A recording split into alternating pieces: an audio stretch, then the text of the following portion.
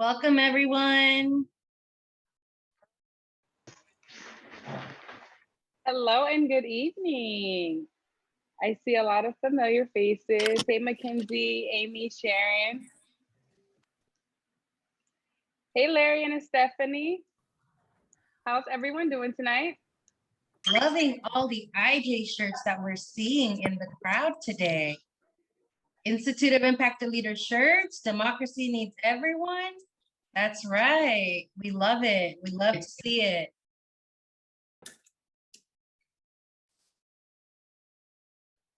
We're just gonna give a couple folks a couple of minutes to letting folks to trickle in, and of course muting folks so that way we don't hear feedback from everyone's devices as you continue to sign in. So, but please check in the chat. Let us know who you are. You're here. Welcome. Where are you zooming in from? If you like my backgrounds, please let me know. I'll continue to download them off the internet where I find them. If you don't like them, just let me know and I'll stop using them.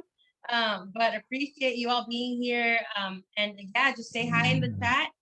We love to go back and read the chat if we don't get to your comments during our facilitation of tonight's event. But just again, use that to make friends. Say hi to fellow friends from across the state, across the country, wherever you are zooming in from. And if it's your first time joining us tonight, we love to see that in the chat. We love to recognize and appreciate those who are joining us for the first time tonight. So let us know if it's your first time joining one of our monthly member meetings.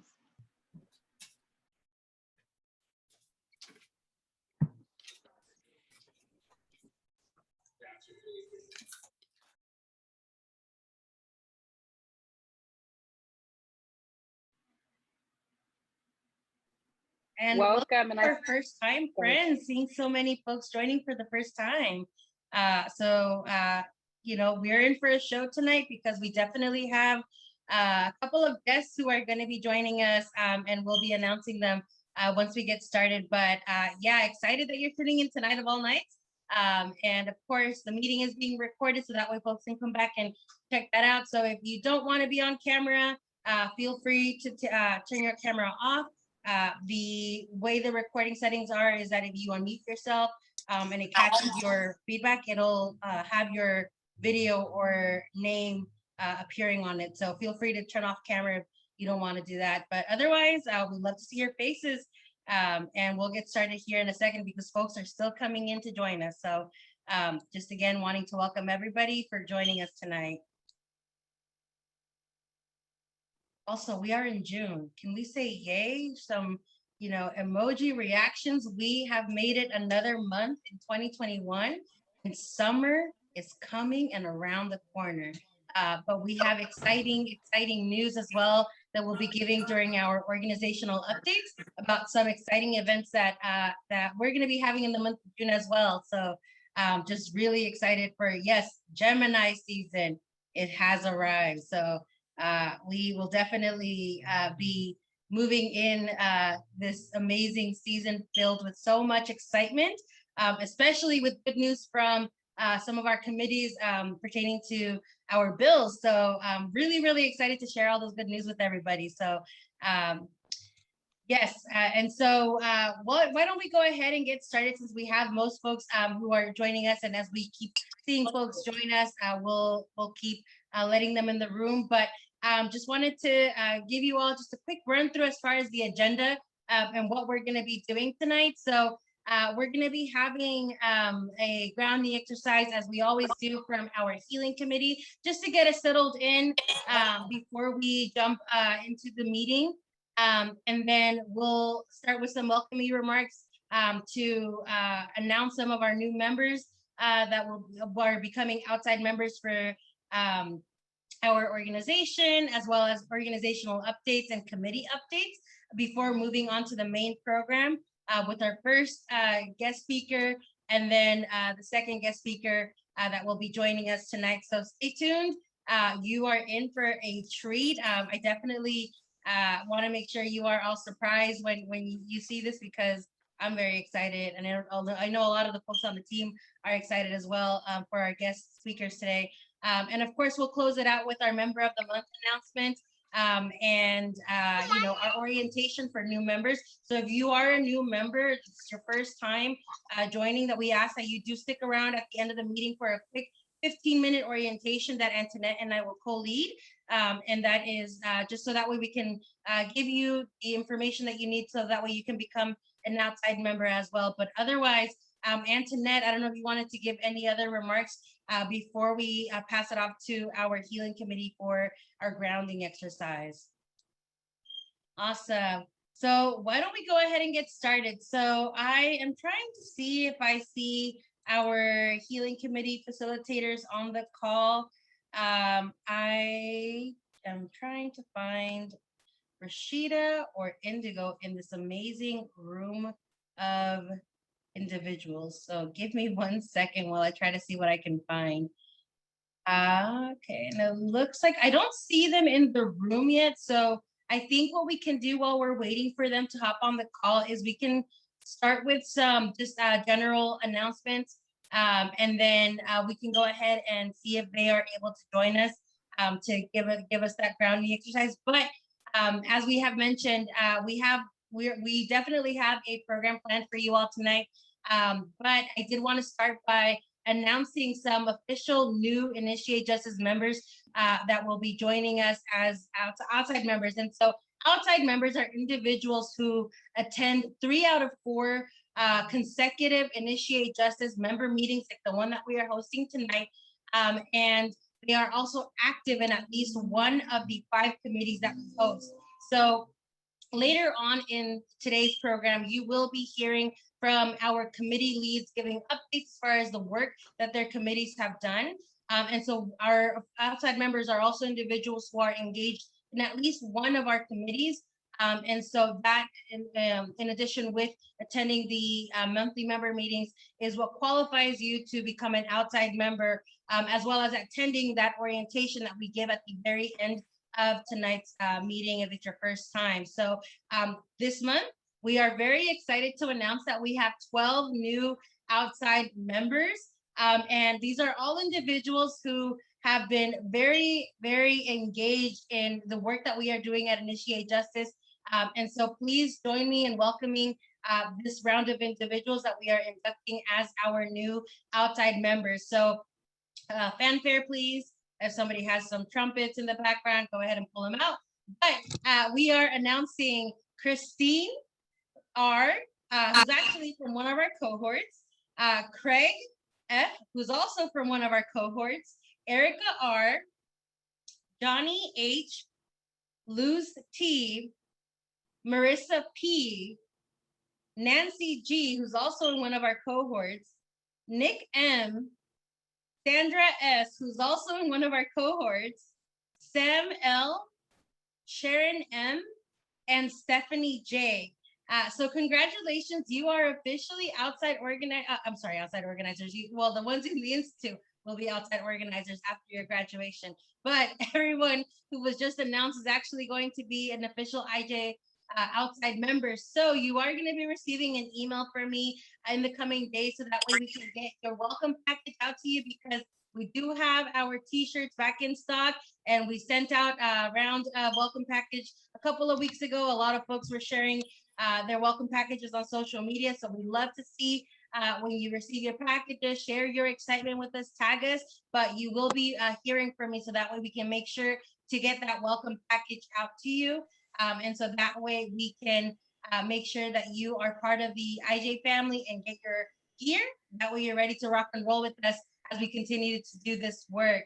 And so that was just some of the announcements I wanted to make in regards to our new official members. I don't see our healing committee facilitators in the room yet, so I'll go ahead and proceed with the program as is. And then if they're able to join us, great. But otherwise, we'll go ahead and keep the ship running. So next up, I did want to announce to start off the organizational updates before I pass it off to some of my colleagues, is an update on our fundraiser.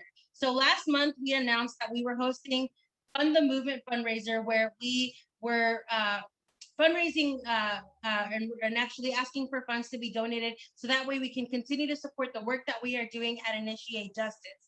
And so we did this through asking folks to donate to the link that we set up through Give Butter, the website that was hosting and collecting the donations, as well as having our members, you hold your own bingo cards where you can fundraise through that.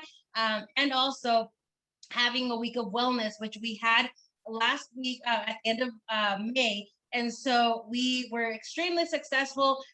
In total, we actually have, as of now, $5,940 that we have fundraised just in the last month alone, thanks to all of your help. So really want to say thank you to everybody who helped us get to that point. And also a big, big thank you to our Week of Wellness instructors, Jules, who hosted a Fitness Monday event, Ra, who hosted a poetry class, Josefina and Anat, who hosted a bachata dance class, and also Taina, who hosted a baking class. So and we're going to drop the link in the chat to their websites and social media pages if you wanted to stay plugged in with them and follow their accounts. But thank you so much to everybody who was able to help us out with that.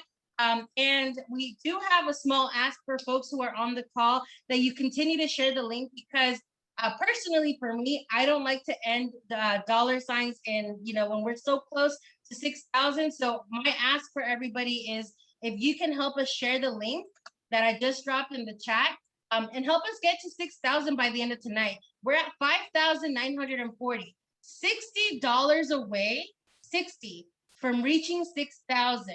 So my ask is, if you yourself are able to donate or share the link, and hopefully you can help us get to 6,000 by the end of tonight's meeting, that would be amazing. And that would be a true testament of people power. So again, thank you to everybody who helped us get to this point. We're so, so thrilled with the support that we receive from our members. And again, big thanks to our instructors who were able to donate their time to host a class for us for the Week of Wellness. But with that being said, I'm actually going to pass it off to my colleagues, Ra and Michelle, who are going to share some super exciting news about what we've been working at on our end at Initiate Justice. Thank you, Daisy. Yes, so I'm sure a lot of you have seen us give a little hints on our social media accounts, specifically Instagram, about a very special project we've been working on. And I am very excited to announce that we are launching a podcast. The podcast is called Abolition is for Everybody. We are so excited. Stay tuned, follow us. I will drop these social media accounts in the chat.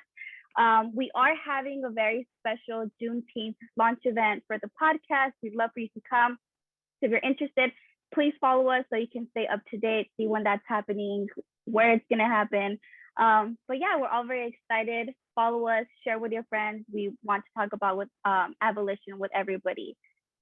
And with that, I will pass it back to you, Daisy. Thanks, Michelle. And thank you so much for sharing this news. I know we've been talking about this at several of our past member meetings. We kept saying that it's coming, but this is really coming. So we're so close to actually having this completed, and we're so excited to bring you all on board with this journey, and have you all as well be able to share the knowledge of abolition and continue to further your learning and your education. So please follow those social media accounts that they dropped in the chat, and share that to raise awareness with other friends who are interested in learning more about abolition through the eyes of Initiate Justice. But thank you, Michelle, for sharing that. And so now I'm going to pass it off to Antoinette, who's going to talk about a couple of other additional organizational updates that we have at Initiate Justice. Thank you, Daisy. And thank you to everyone who's already contributed, who participated in our Week of Wellness, who hosted a fundraiser.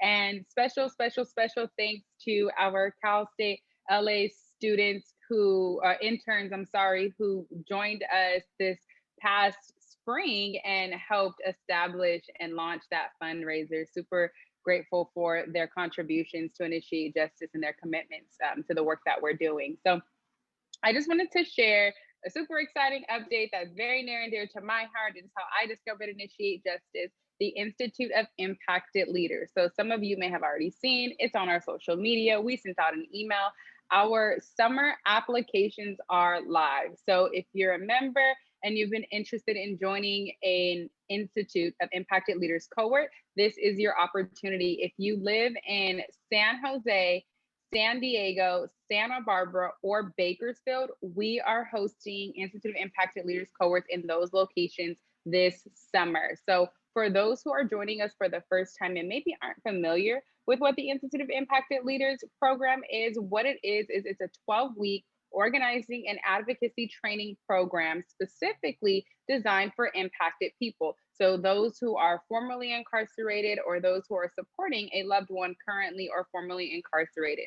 Participants learn the essentials of community organizing. They learn how the lawmaking process works here in the state of California, how they can be involved in that process, and they learn how to advocate for their rights and the rights of their loved ones. Some frequently asked questions that often come up regarding this program is, what are the requirements? Only requirement is that you are directly impacted and that you're committed to the collective freedom of our people. Another question is, does it cost? No, we provide materials for training. Everything is provided to you free of charge. And we also actually, in order to mitigate any cost or any cost that might arise in participating in the program, you actually receive a $500 stipend upon the successful completion of the program. And that's, again, to mitigate any cost barriers and to contribute to your continued involvement in this movement. And it looks like we have our healing team here. So I'm going to pass it to them in just a moment. Thank you, Indigo, for joining us. Real quick, another question that comes up is, what is the format for the delivery of our Institute of Impacted Leaders program? And Indigo is also the product of our Institute of Impacted Leaders program. So super happy to have her here. But the format this summer is going to be the same that it's been for the spring. It's going to be by Zoom.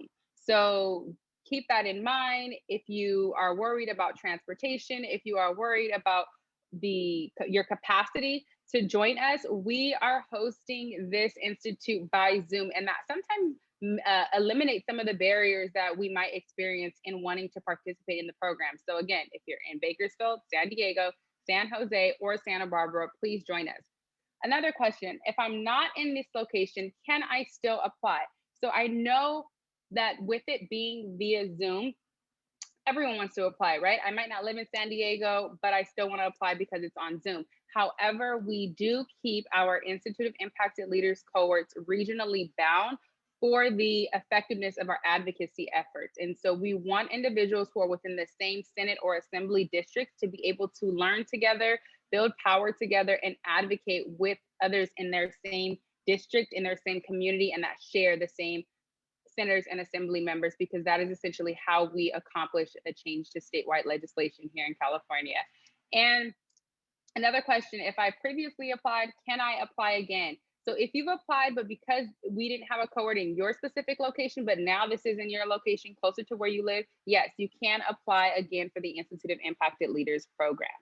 And I really just want to encourage everyone to take a look at the application and fill it out as soon as you have the chance to do it, because the application is only open for a couple more weeks and it closes on Friday, June 18th. So only about 2 more weeks left to apply. So if you're interested, jump on it, submit your application so that we can get you signed up for the Institute of Impacted Leaders. And with that, I want to take a brief moment to extend a huge congratulations and thank you to our Spring Institute of Impacted Leaders cohorts. So we are graduating over the course of June 4 Institute of Impacted Leaders cohorts. That means we have 75 new outside organizers. Our outside organizers, so once you graduate from the program, you become an outside organizer with Initiate Justice, which means you become committee leads, staff, and community organizers that are leading various issues and various initiatives and campaigns, major ones and local ones throughout the state of California. Like for instance, Ikea, who graduated from the Institute of Impacted Leaders, is one of our co-facilitators and is taking the charge with the Repeal California 3 Strikes Coalition. And Yolanda, who's here with us today, who's a very firehouse advocate with the Drop LWAP Coalition.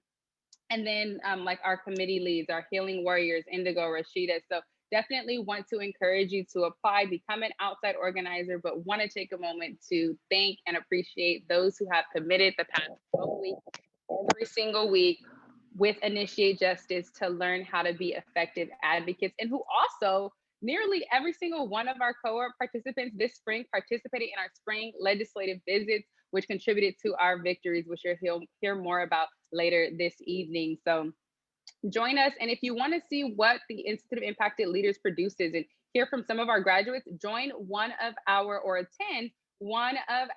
graduations. So we have one for each cohort happening throughout June. Fresno's is happening this Sunday from 2 to 4 p.m. San Fernando Valley is happening next Thursday, June 10th from 6 to 8 p.m.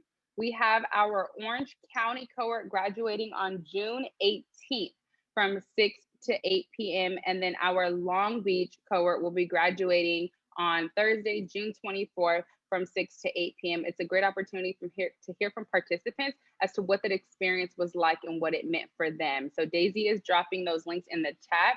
And stay connected. If you have any questions, any concerns, please feel free to contact me directly, Antoinette at initiatejustice.org, and I'll put my email in the chat. But definitely apply if you're in those areas.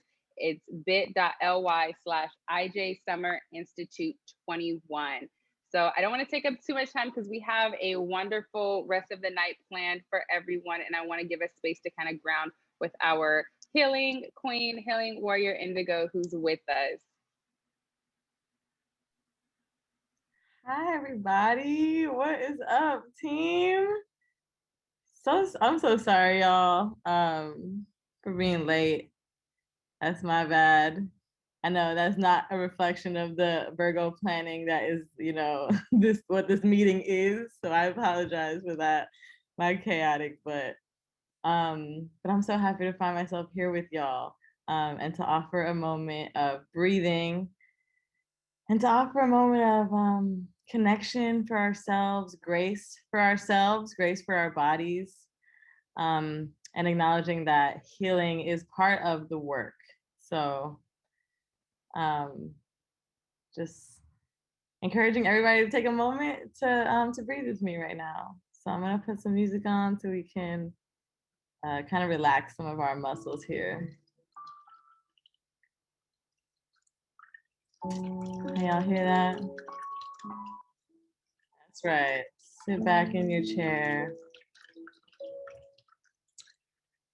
And feel free to shut your video off if you'd like to. And we're gonna take a moment to breathe in through our nose. Taking a deep breath in, holding it, and letting it slowly exit your mouth and your body. And as you take this moment to breathe at your own pace, I'm going to ask you to become conscious of your body in a way that you might not have yet today. So as you sit deeper into the area or the surface that's holding you, position yourself deeper into your sit bones. Breathe in through the nose, holding for 3, 2, 1, and exhaling fully and completely. Asking ourselves, what is on our hearts in this moment? And what is our intention for this moment? How would we like to show up for our communities, for ourselves? Coming back to our breath, letting the air freely come in and out, powerfully. How are we choosing to show up today with each other? And as we continue to breathe in through our nose, and exhale, ask you to release any tension in your shoulders. Any tension in your chest. Allow your stomach to be soft and expand fully. Breathing in and out. Allowing your leg muscles to relax. Noticing all the way down to your toes how your body is feeling in this moment. Breathing in, recognizing any discomfort. Breathing out, just releasing one layer deeper into this grounding practice, into this recharging practice. As we come to our last couple breaths together, your shoulders relaxed, with your jaw relaxed, even with your eyes relaxed or softened. I want you to think about the people or the person who keeps you inspired, who keeps you engaged in this work.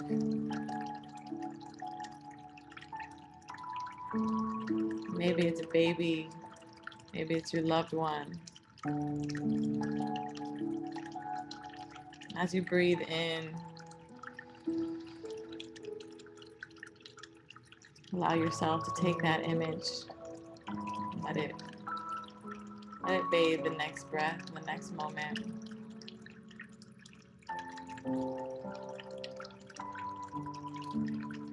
Taking one more deep breath in from the nose. And holding for 3, 2, 1. And exhaling fully and completely. Thanking yourself for this practice.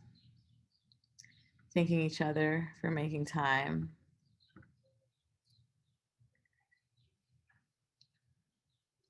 And letting our bodies know that it's okay to stop, it's okay to breathe, it's okay to acknowledge ourselves. So thank y'all so much for taking a moment to sit back. I seen Mr. Victor, I seen Victor sit back right away. I was like, that's right. Thank y'all for coming back to grab this moment of sitting in community. So feel free to share in the chat how you feel after taking a couple breaths. This work can have us wind up, I see. So those moments are just so we can, come back down, again, relaxing those shoulders and being mindful of our posture and our breathing. So thanks, y'all. I really appreciate y'all. And I'll pass it back to you, Antoinette. Thank you, Indigo. And I always feel so much better after a grounding exercise, after a quick meditation. If any of you are like me, I am new to understanding that our healing is required, that we need to be taking space for ourselves and being kind to ourselves, showing gratitude for ourselves. And so I always appreciate the opportunity and this reminder every time that I am in space with my Initiate Justice family to care for me. So thank you, Indigo. It means the world. And I'm actually going to pass it back to Daisy, who's going to lead us through some committee updates. Thanks, Antoinette. And thank you, Indigo, for that. I personally enjoyed it. I shared in the chat that this is the same song that my massage place uses when I get massages. So Indigo, if you can send me, being 100% real, the music file, because I've been trying to find it. So appreciate that. But with that being said, we're going to go ahead and resume with our programming now that we are all grounded and inspired by the beautiful Indigo Mateo during tonight's meeting with committee updates from our committee leaders. So earlier in the meeting, I mentioned that folks become outside members by becoming engaged with one of our 5 committees. And so we're going to be hearing about what each committee has been up to and updates that they each have. So I'm going to turn it over to our first committee, which is our advocacy committee, led by our policy manager, Greg, and policy fellow, Sarah. Thank you, Daisy. Hello, everyone. Hair looking decent, curls looking good. What's up, everyone? My name is Greg. My colleague Sarah and I are in charge of the advocacy committee. We have some really, really good news for you all. Two of our co-sponsored bills passed the assembly floor yesterday. So AB 256, the Racial Justice Act for All, and AB 292, the Access to Programming Act, both got past what I believe is the most difficult step in the whole legislative process.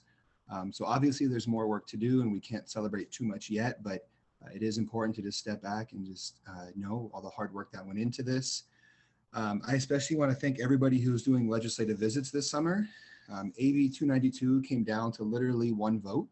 And just knowing that legislators heard from all of us, that we built these relationships, that we were able to just share our values with our elected officials, and they knew that, so that when it was time for this really critical vote, we did it. So both of those bills are really, really exciting, and we'll be moving to the Senate now and continuing through the legislative process. And then later this evening, we'll be joined by, or I don't think I'm supposed to say special guests, but we'll be talking about some other bills later this evening as well.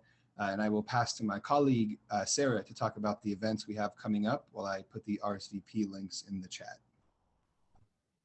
Thanks, Greg. And before I get started with the events that the Advocacy Committee holds, I really just want to echo and emphasize what Greg said about all of the ledge visits and phone calls and shares and social media posts and everything. That was what made the difference. And with a legislature that has the composition of California, it often does come down to like 1 or 2 votes, which means it came down to 1 or 2 phone calls.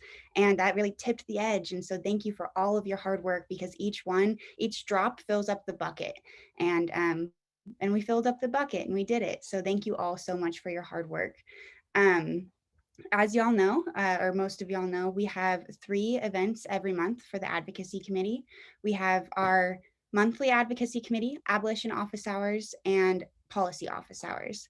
So going forward, we're going to have that a little bit restructured and rescheduled. So bear with me if you're used to the things being at a little bit different times. But going forward, we'll have Greg's policy office hours on Tuesdays, the second Tuesdays of every month. And that's a space for you to come with your policy questions or just your policy ears, and just to talk about policy or anything you want to listen, ask Greg about, anything that's going on.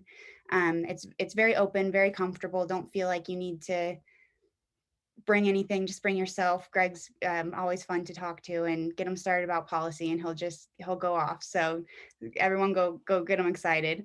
But and then the following week, the third week, we have our advocacy committee membership meeting, where we give our updates kind of more in detail on our legislative efforts, and then other, like specifically our co-sponsored legislation, but then some of our other prioritized legislation and other things like the budget and other fun things in the policy world. And then now the 4th Tuesdays of every month, we'll have what was previously known as abolition office hours, will be now called Abolition Corner. And this will be loosely structured off of the super exciting podcast that Michelle announced earlier. This is, and even though there's no expectation or requirement or anything like that you do listen to the podcast in advance, but it will be loosely structured around the topics and themes that come up in the podcast. So this is really just a space for us to be in community with each other, to unpack and discuss and work through different topics of abolition. And whether you're skeptical, you're brand new, whether you are all about abolition, this is like totally a space for you. You're totally welcome. And we're excited to have you. And just to emphasize, like, all of those calls, that also is so intertwined with the culture change that we need. So in addition to the legislative effort to end mass incarceration, we need an intense culture change, and that requires each one of us to participate, to actively participate. And so this is a way to really combine those things with the advocacy committee. So join any or all of our events, and I'm sure it'll be a lot of fun. But with that, I'll pass it back to Daisy. Thanks. And Greg also just shared in the chat also that we are launching, if you have Instagram accounts, we are launching Instagram live sessions every other Wednesday at 5 o'clock. Starting this upcoming Wednesday, June 9th. So that's next week. And that will be featuring both Greg and Sarah, Just keep that date, save it on your calendar. I think I sent it in the email I just sent to all of our members, but please bring your questions to that if you have access to Instagram. And we are saving those videos and uploading them to our YouTube channel. So that way you can still access that if you don't have an Instagram account. But thank you, Greg and Sarah, for those updates. And I just dropped in the chat their email addresses in case you want to contact them for questions regarding the advocacy committee. It's greg@initiatejustice.org and Sarah's is policy@initiatejustice.org. But just want to take again a quick second to say we did it. We passed these bills. We are out of the first house and on our way to the second house. And thank you so much to every single person who made a phone call, who shared our asks for asking other folks to call those areas that we needed those members' votes for, and for everybody who participated in a legislative meeting, because that was a team effort and we really moved some mountains with your help, and that that can only be expressed so much. So thank you, and we are definitely coming back and doing Senate visits in a couple of weeks, so stay tuned for that, and I'll be sending that information out in the coming weeks. But with that being said, let's go ahead and move on to our next committee update, which is being for the Inside Membership Committee. That's going to be with Crystal. Thank you, Daisy. Hello, everyone. My name is Crystal Sheehurst. I am the Inside Membership Coordinator with IJ. So what that means is that I respond to mail from our Inside members. I add their names into our database, and I help the comms team create this beautiful magazine that I'm going to drop in the chat. So the Inside Membership Committee comes together, brainstorms about the magazine, and then it puts it together and sends it off. So I want to start off by telling y'all how many members we have. We currently have 38,424 Inside members. Over 37,000 people received our magazine a couple of weeks ago, and almost 900 Spanish-speaking folks received something from IJ for the first time in Spanish. So huge shout out to everyone who helped put the magazine together, whether you wrote a piece or attended a brainstorm session or translated. I see some of y'all here, Roxana, Victor, thank you for all of the time and effort you put into this. Another thing is I wanted to thank everyone who participated in our data entry night yesterday. Thank you to Jessica H, Sasabil, MJ, Caitlin, and Eliza for helping facilitate. We entered 426 names, so thank you for participating. With that being said, I just shared with the IJ team during our staff meeting this afternoon that we have 7,046 members waiting to be entered. So that magazine that we sent out became so popular. Everyone was sharing it. Everyone wants to get added to our mailing list. We got a lot of great feedback from our Inside members and our Inside organizers. So as of now, we have 7,046 people waiting to get entered into our database. So yes, 7,000, Taina. So if you all want to help enter data on your own time or data entry night, please email me or attend my meeting next Wednesday at 5:30. I'm hoping to get more folks trained to enter that data on their own time. And, I want to have the data entry nights on a weekly, monthly basis from now on. So stay tuned for what's to come with IJ. And thank you to everyone who's helped us get this far. Can we just hold space for that? Híjole, in the chat. Yes, that's exactly what I was going to say, Indigo, is uplifting Roxana's comment in the chat. Híjole, yes, that is a lot of names and we definitely need help. So join Crystal's committee, which is happening next Wednesday, June 9th, to learn more about how you can plug in, dropping in the chat the link where you can register for that now. If you're able to attend, and that's happening at 5:30 next Wednesday, June 9th. You can also email Crystal, and I think her contact information is being dropped in the chat. If you would like to take on some names and add them in your spare time, because that is a lot of names that we got to add, and we definitely want to make sure all of these individuals are able to receive our next magazine. So thank you so much to everyone who has helped us enter names, and if you're gonna volunteer to do that, thank you as well in advance, because we need help. This is our call to action tonight, is asking folks to sign up to help us out, and get these folks added to our mailing list.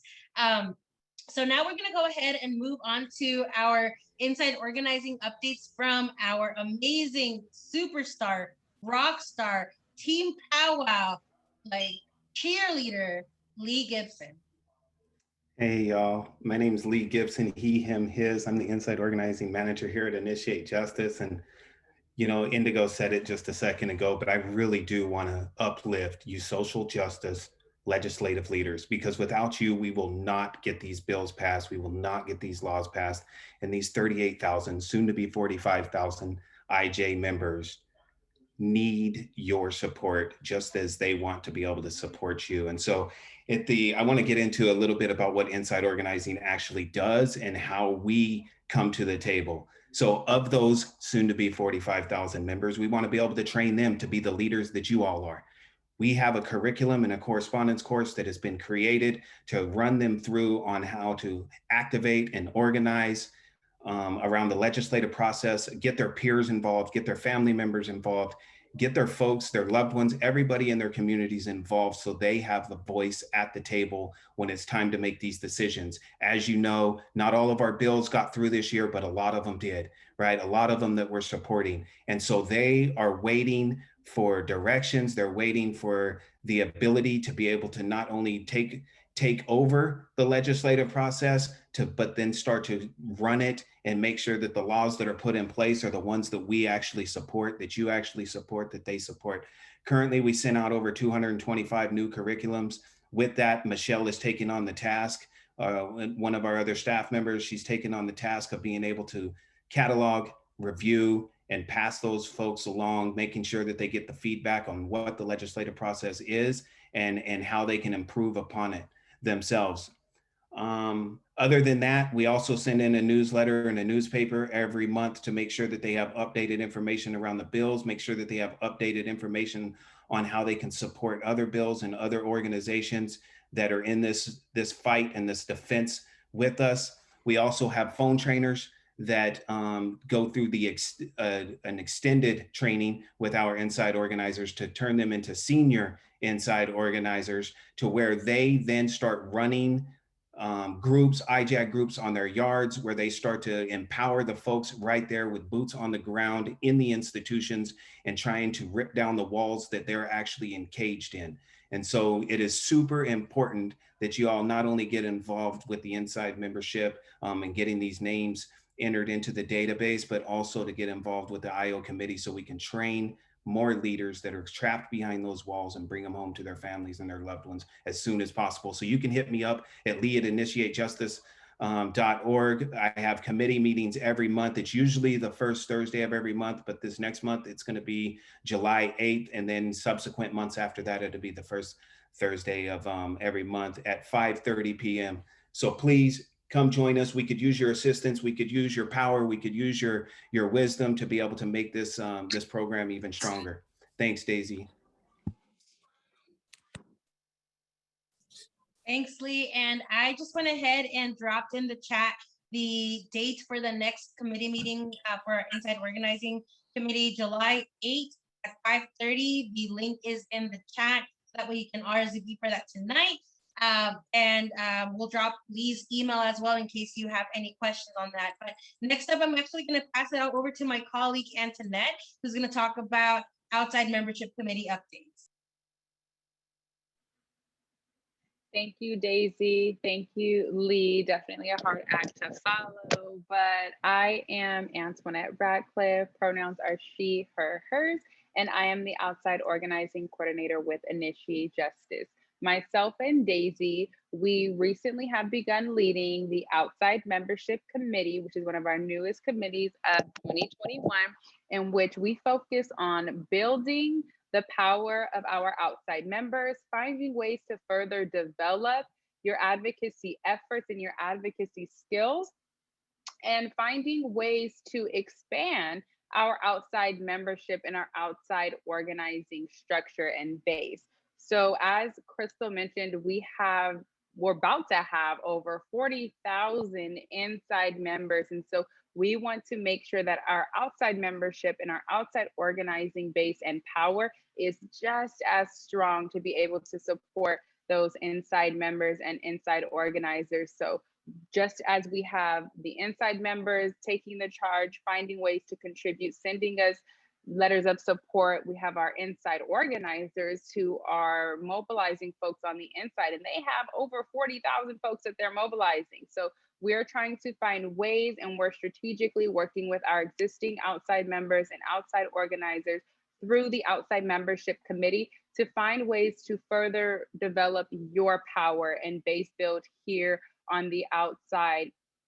Some things that have come of our outside membership committee include providing additional resources and to further equip you all as you go into legislative visits and contact your representatives. And so a project that we are currently working on is our legislator fact sheet. So we are currently working to develop fact sheets for all of our representatives, our 80 assembly members and our 40 senators. And so at our most recent outside membership committee, which happens the last Wednesday of every month at 5:30 p.m., which just happened last Wednesday, we actually we had over 30 people join us. So thank you to everybody, nearly 30, I'm sorry, people join us. So thank you to everyone who joined us. But we had 14 individuals volunteered to help us begin creating these legislator fact sheets, which a project that was initially started, which I have to recognize once again, our Cal State LA interns. And so we have templates created to assist you all in doing that. And I'm gratefully appreciative of the 14 individuals who are beginning to knock out some of those legislator fact sheets. And currently there's over 35 assigned. So that's nearly a quarter of the way once we have those ones completed.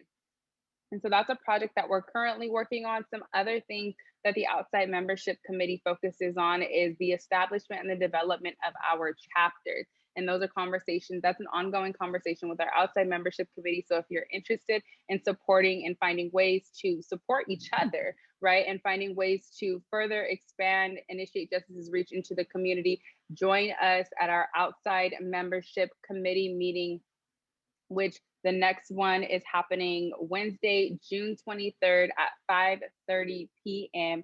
Again, that's Wednesday, June 23rd at 5:30 p.m. Join myself and Daisy and the nearly 30 others who join us every fourth Wednesday of the month to find ways to further empower one another and build our outside membership power and our outside organizing structure. If you have any questions, if you have any concerns, if you want to get involved, if you know right now you want to help create some of these legislative fact sheets, which really just paint a picture for us of our legislators as we begin to go in and talk to them, as we prepare for our meetings, email us, email me, myself, or email Daisy and let us know that you would like to support, you would like to assist in creating legislative fact sheets. We've already provided a lot of you with the tools. You know how to look up your assembly member, you know how to look up senators, you know how to use Courage Score, Ballotpedia, and find information regarding your representatives and really just research them to find information that is useful as you step into these meetings. You all proved it when you literally blew us away at every single spring legislative visit and built so much power that we had our victories at the state capitol just recently. So if you'd like to support, email myself or Daisy and join us Wednesday, June 23rd at 5:30 p.m. Thank you, Daisy. Thanks, Antoinette. And we have one last committee update from our healing committee. So Indigo, I'm going to turn it over to you for our healing committee update. Back to the healing committee. What's up, y'all? Okay, so it's our normal circles, which is the men's healing circle, which is first up on Monday. Oh, let me get these dates for y'all. Okay, so the men's healing circle's on the 14th, and that's from 6 to 7:30. The people with incarcerated loved ones circle is on the 16th from 6 to 7:30. And then this month we're doing a Father's Day circle. So if you're a father, or if you just want to like hold some space for how you're feeling about your dad.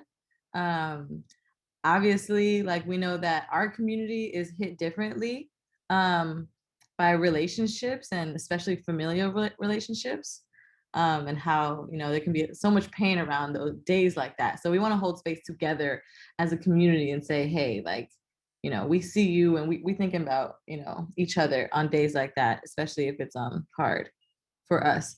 So please come through to the Father's Day event. That's on the 20th. That's Father's Day from 5 to 6 p.m. And we have our healing circle for formerly incarcerated folks on the 21st. And that's from 6 to 7:30 p.m.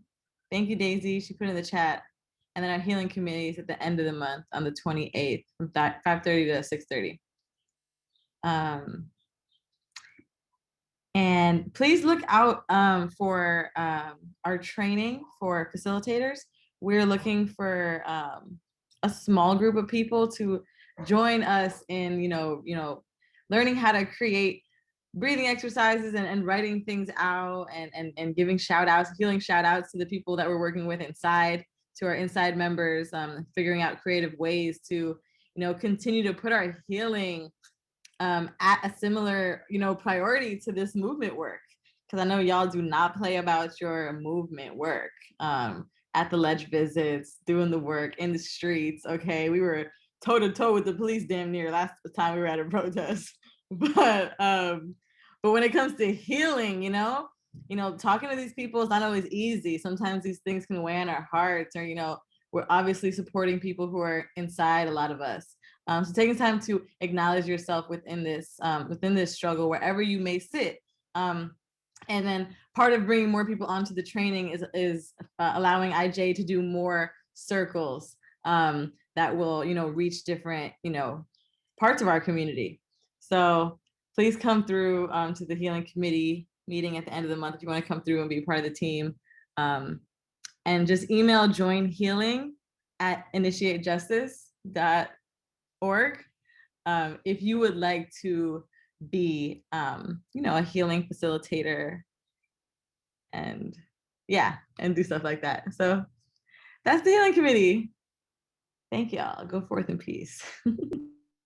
Thank you, Indigo. And I just dropped in the chat the calendar of events. That way you can check out what's happening for the month of June, and just sharing my screen for a very quick second. This is what that looks like. So you'll see all of our events here. You also have our social media handles at the bottom, our email address. But for all of these, you can just click on the link and it'll take you right to the registration page or the event page. And you're able to follow the directions from there. But again, just wanting to share that so that way you have access to that. But without further ado, I do want to get us moved on to our main segment for today. So we mentioned we have a special guest that is joining us, and wanted to share with you all that we are being joined tonight by none other than Attorney General Rob Bonta. So Rob Bonta currently serves as the 34th Attorney General of the beautiful state of California, the first person of Filipino descent and the second Asian American to occupy the position. AG Bonta's passion for justice and fairness was instilled in him by his parents, who served on the front line of some of America's most important social justice movements, instilling in him the lessons that they learned from the United Farm Workers and the Civil Rights Movement.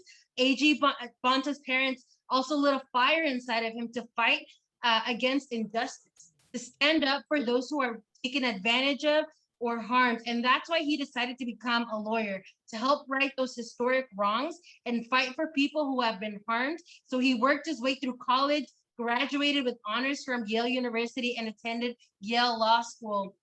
And in the state assembly, AG Bonta enacted nation-leading reforms to inject more justice and fairness into government and institutions. And as the people's attorney, he sees seeking accountability from those who abuse the power and harm others as one of the most important functions of the job. In elected office, he has taken on powerful interests in advanced systemic change, pursuing corporate accountability, standing up for workers, punishing big polluters, and fighting racial injustice. He has been a national leader in the fight to transform the criminal justice system, banning private prisons and detention facilities in California. Can we get a hooray? Yes.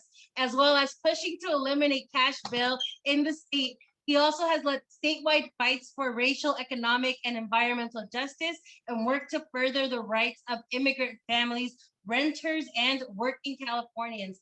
Prior to him serving in the assembly, AG Bonta worked as a deputy city attorney for the city and the county of San Francisco, where he represented the city and county and its employees and fought to protect Californians from exploitation and racial profiling. He was born in Quezon City, Philippines, and he immigrated to California with his family as an infant. He's the son of proud native Filipino mother and a father who taught him the value of public service to his community. And he's currently married to Mia Bonta, and they are the proud parents of 3 children, Reina, Ileana, and Andres, as well as their dog, Legolas.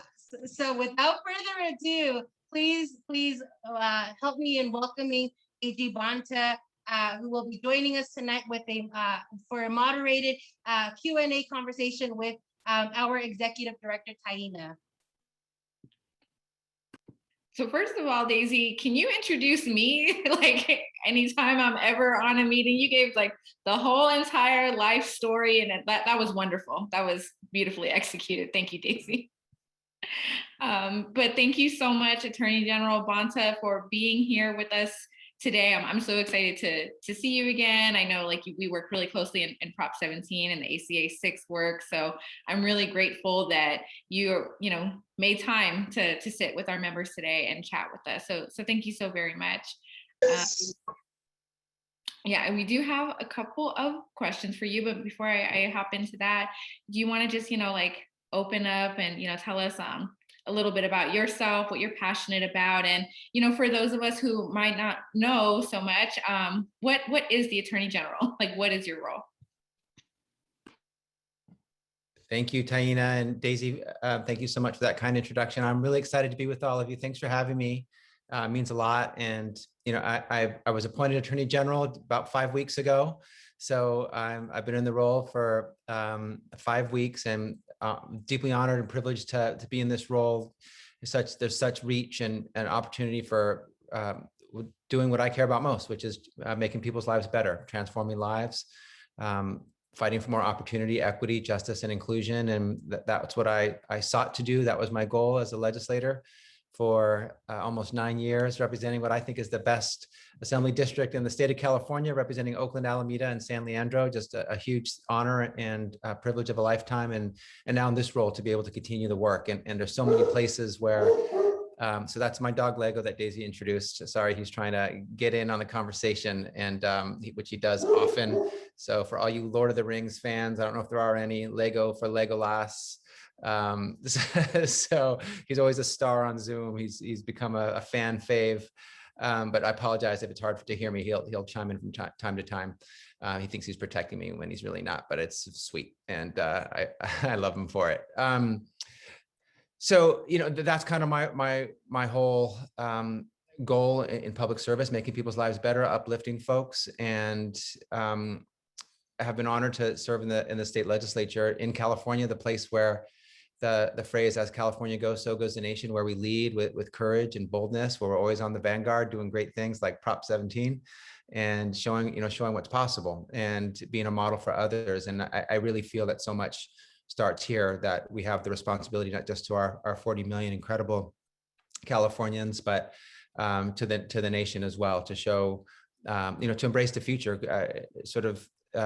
have that vision of the society that we want and make it real. And it requires us being willing to seek change. Change is hard and change is resisted, but we're change makers. That's why we're here, because we care about a different world, a better world, a fairer world, and a more just world. And so when I've been in positions of positional power in the legislature, or now in the Attorney General's role, my goal is always to lend it to others, to those who need it, who need a champion, the vulnerable, the voiceless, the disadvantaged, the cast aside, the forgotten, the mistreated, and the abused.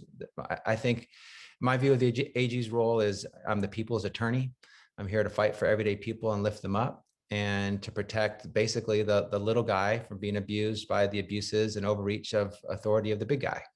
And that's the role, to level the scales of justice and make sure people are being treated fairly. And it takes a lot of different roles.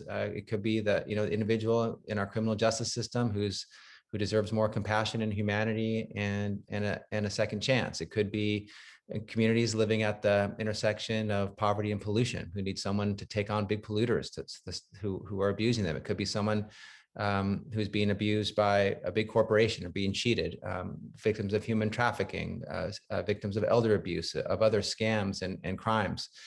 There's a whole set of roles that the AG has. And the AG has both a civil role, fighting for people's civil rights in courts of law, but also a criminal role, making sure that in the criminal justice system that folks are treated fairly and humanely. And so it has a lot of different roles.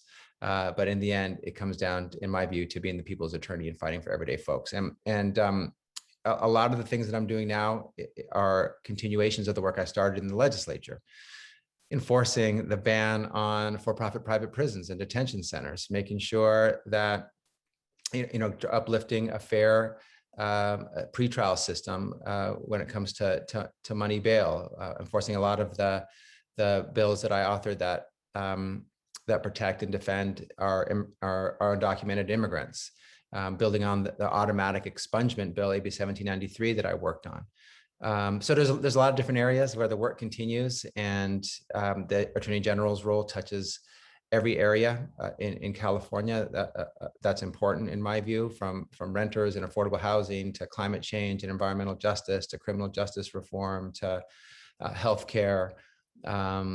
Yeah, you name it, we're involved. So, and always for me, the thing that has always impacted me the most as a leader, as a legislator, as an elected official is hearing from impacted communities, hearing stories of often of pain, about how our system is wrong and broken and how it needs to be changed. That's been the most inspirational thing for me to fight for change, often inspired by impacted folks, and usually, hopefully, fighting side by side with them to create the change we know is needed.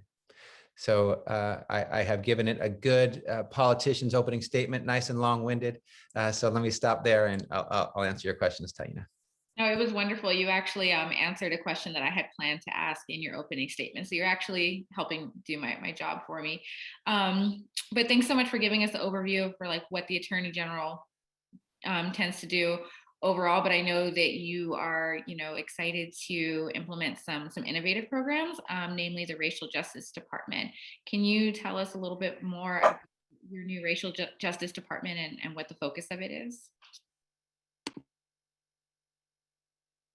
Absolutely. We started our Racial Justice Bureau just a couple weeks ago to really name racial injustice in California and the need for our California leadership to be involved in attacking it and addressing it. And you have to face the problem before you can fix the problem. And we wanted to plant a flag in the ground around racial justice and be committed in this moment of racial justice reckoning throughout the nation and the state of California to doing our part in the Attorney General's office. And that takes a lot of different forms. One of the things we're focusing on is addressing implicit and explicit bias when it comes to policing, addressing hate crimes, and making sure that the victims, that the forces of hate are attacked and that we hold folks accountable, but also help victims heal, making sure that we have school climate that is supportive of our young people, not punitive,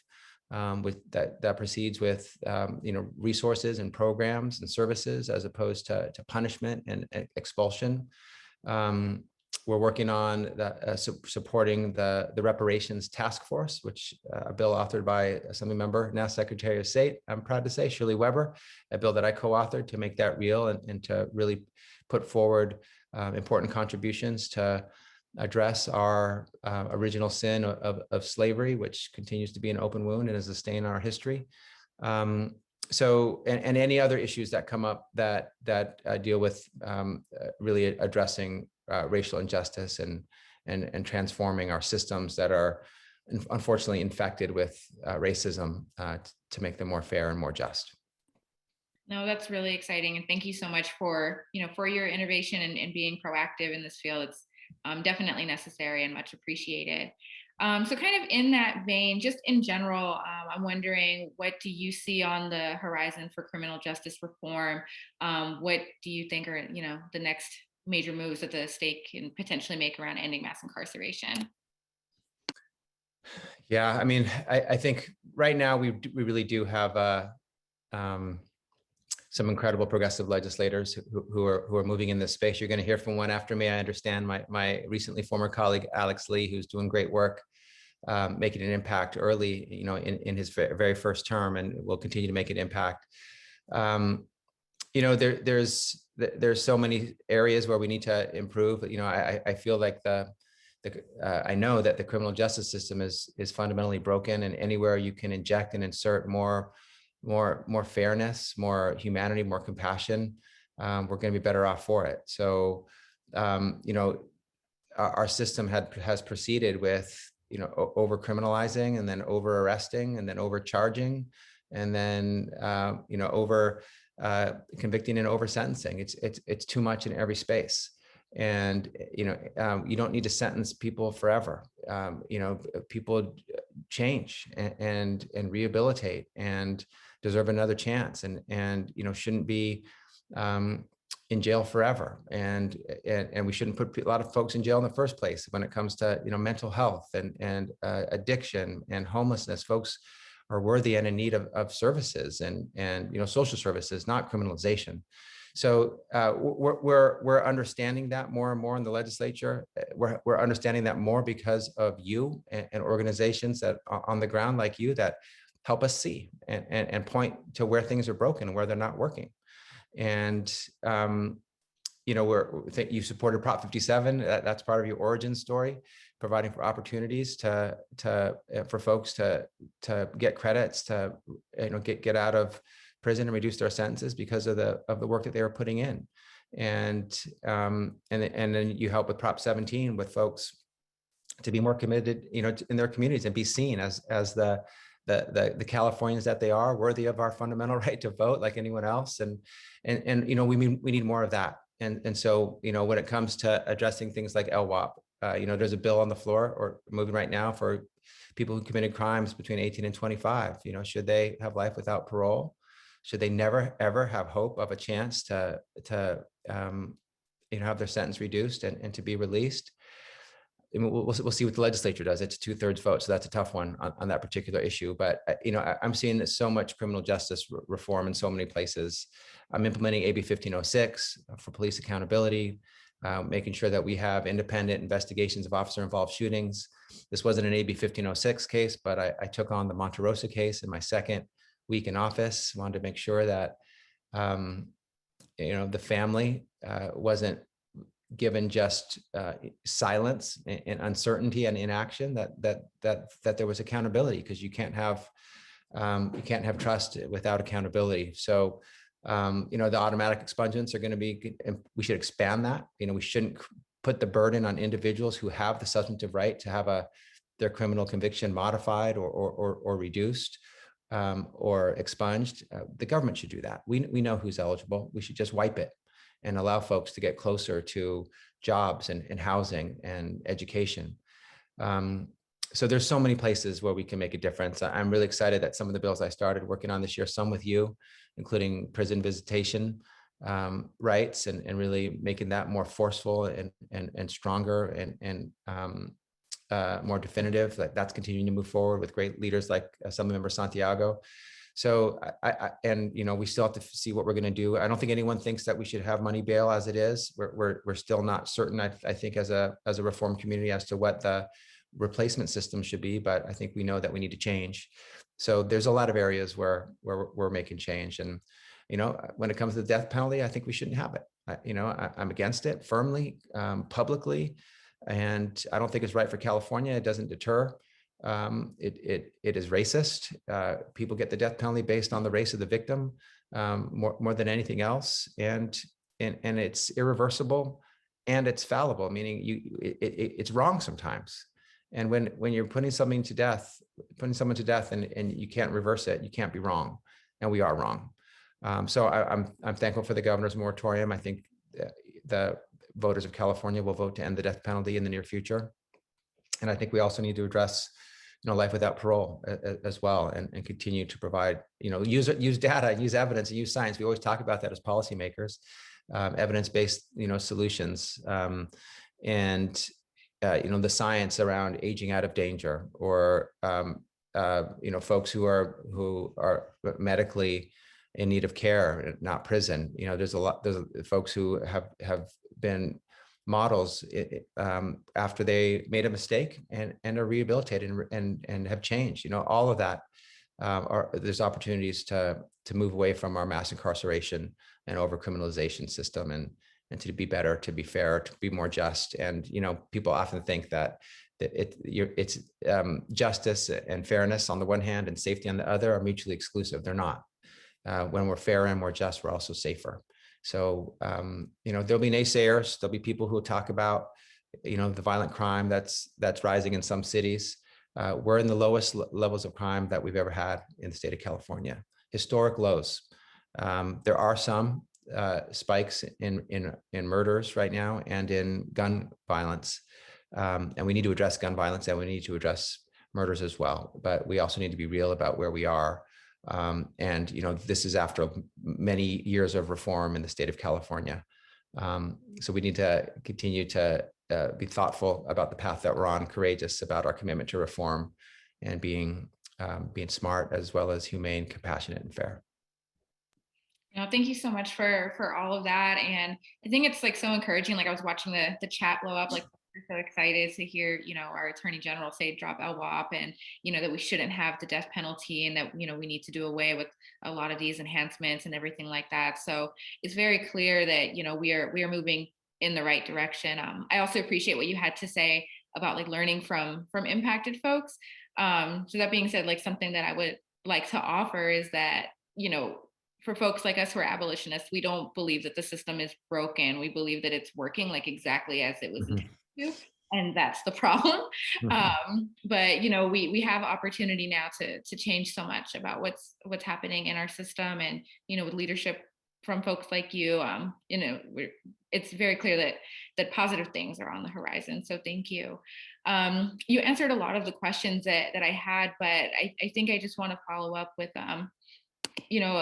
maybe like a twofold question. Like one, what are some of the challenges that you're facing, since your appointment as Attorney General, and, what are things that community members like us can do to, support your efforts around reforming policing and the criminal justice system? My role has changed. As a legislator, I had this incredible role of kind of, looking at the laws, the rules that we live by in California, and looking at what was broken or not working or had unintended consequences, and being able to move to end those laws if they were unfair or unjust, to end them. And then imagining sort of just having this blank palette and saying, what laws should we have? What can we do to maximize and expand opportunity and equity and justice and inclusion in the state to make it the state that we want? And I was one of 80 legislators and 40 assembly senators and a governor, 121 of us who would make these decisions together. And it was never just me making that. And now my role is different. Now I've moved from the legislative branch to the executive branch. The role of the Attorney General is to enforce and implement the laws that exist. Thankfully, those laws have become more fair and more just over time. I'm really, in so many ways, I'm seeing myself enforce the laws that I authored, and so it's this wonderful irony in some ways. And sometimes laws are ignored, and people want to drag their feet or not implement them, especially on the reform side, especially when it's something different or that they might personally not agree with. And it's important that these laws actually touch lives, that they were designed to help people. and lift them up. And if they're not being implemented, then that's my role to help ensure that happens. So I'm in a new role, implementing some of the great laws that California has on the books. And I recently had a conversation with some of my staff, and we were talking about something that we were an action that we were gonna take. And I said, well, what do we need to do to make this happen? And they just said, you need to say you want to do it. And I was like, you mean I don't need to get votes on the assembly floor? I'm not going to lose it in appropriations, or write a letter to the governor asking him to sign a bill. So there's a lot more sort of authority and unilateral power in the job, which is an amazing thing. That I'm really still getting used to.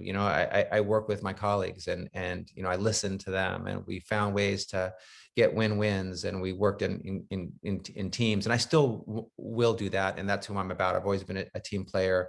I feel like we're always better when we work together, and fight side by side. But the role is different, and in a good way, and it's it's statewide.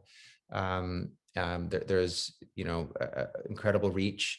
So I guess what I'm trying to fully appreciate and take full advantage of all of the levers of a power and influence to change people's lives. And I want to make sure that every day I'm using every minute of the day to use every bit of power and influence that I have to lift people up. So, and I'm still learning what those are. So that's a good thing, because the ones that I know about are incredible, and we're going to continue to use them to make sure people are being treated well in California.